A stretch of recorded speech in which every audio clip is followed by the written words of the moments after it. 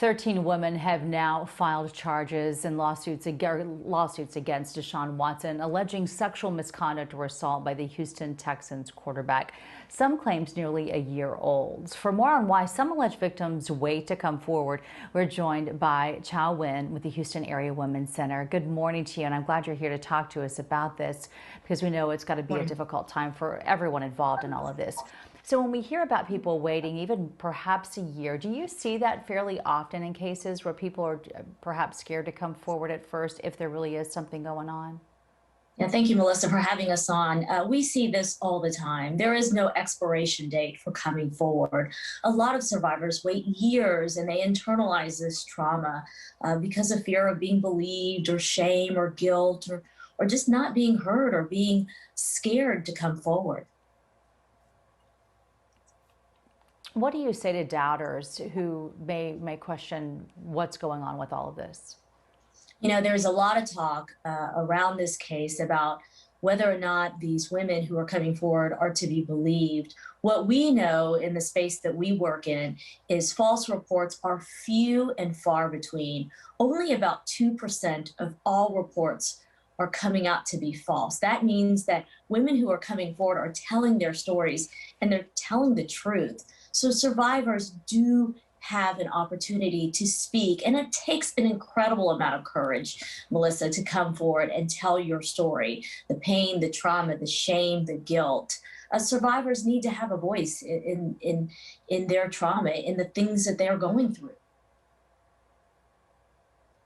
And Chau, it does seem like a lot of times in situations we see one person come forward and then there will be a chain of them who come forward. Do you feel like in this case it gives them a voice? They feel like perhaps people will believe them, or they feel like they have that support system because other people are coming forward?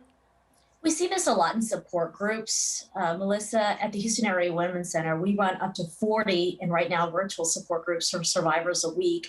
And a lot of times women who share their stories feel that they're validated or that somebody else can understand what they're going through when they hear a similar account of what might have happened, that they're not alone, that they hear another story and say, wow, that kind of happened to me and I'm willing to share my story. I'm willing to come forward. So from what we see, it's not surprising that other women are telling their accounts of what might have been happening in these cases.